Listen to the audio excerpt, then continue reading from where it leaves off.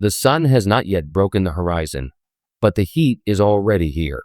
You feel it before you open your eyes, pressing down on the mud brick wall beside you, radiating up through the reed mat beneath your back.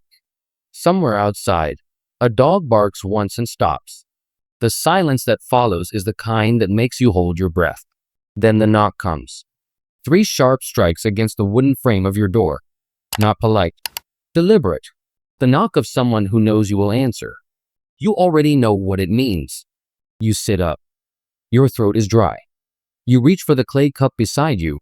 Drink what little water remains from last night. It tastes of the river.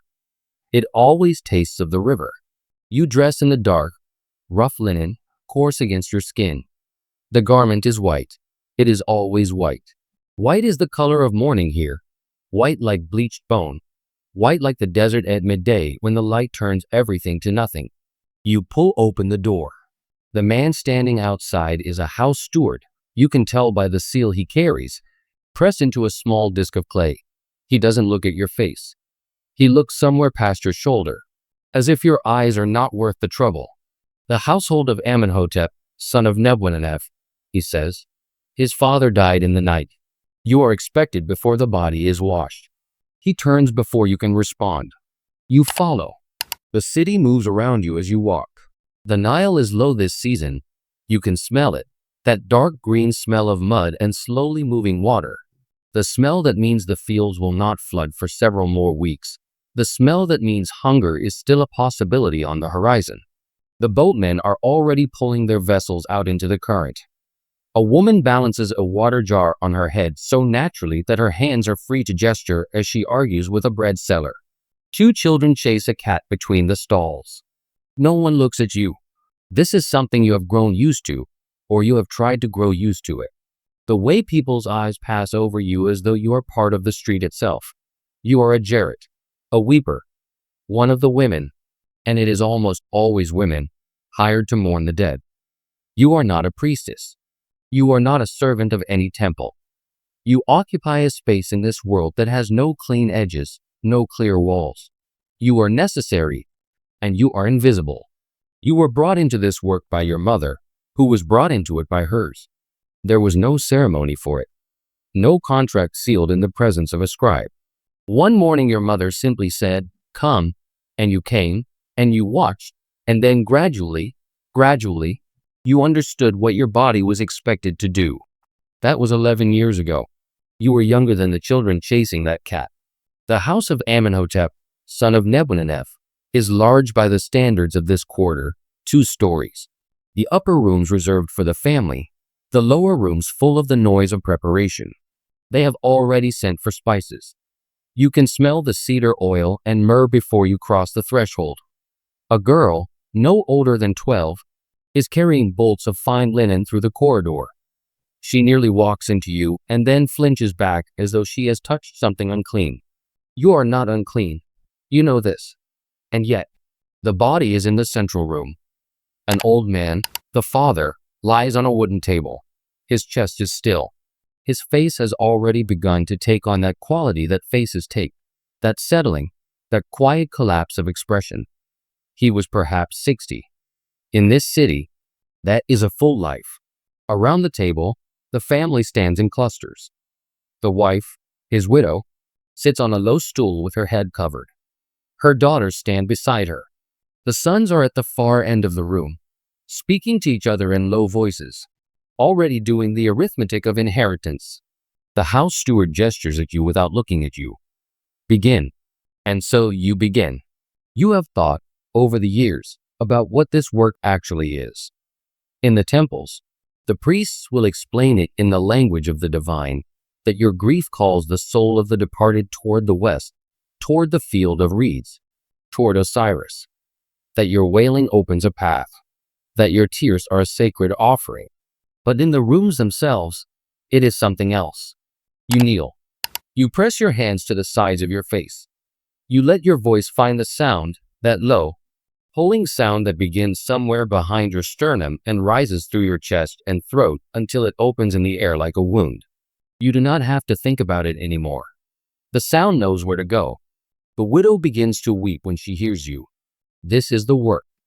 This is what you are paid for, not your grief, which no one has asked about, but your sound, your body, your trained capacity to crack open the room so that the genuine mourners inside it can fall through. You are a key. You are a tool. By midday, your throat aches. It always aches by midday. You carry a small leather pouch with a paste of honey and herbs that you press to the roof of your mouth during the brief silences. You have learned where those silences fall, when the priest speaks, when the family shares water, when the body is rearranged by the washers. You use each one. You do not eat until the family eats. Sometimes the family does not eat until evening. You have learned not to think about hunger during the long middle hours. You think instead about small things. The pattern of light on the floor, the sound of the river through the walls, the way the candle flame in the corner bends without going out. You are paid in grain and oil. Occasionally, for a wealthy household, a length of linen. You are never paid in silver. People like you are not paid in silver. You are never thanked. You have stopped waiting to be thanked. On the third day of mourning, the long day, before the body is taken for the embalmers, something happens that you did not expect. The youngest daughter of the household finds you in the corridor. She is perhaps 8 years old, and she has been crying for 3 days the way only children cry, completely, without restraint, without the management of grief that adults learn. Her eyes are swollen. Her small face looks almost broken. She looks at you directly. She doesn't look past your shoulder. "Does it hurt you?" she asks. You don't understand at first. You ask her to repeat herself. "The crying," she says. "When you do it, does it hurt you inside? Or is it only a sound?" You are quiet for a moment.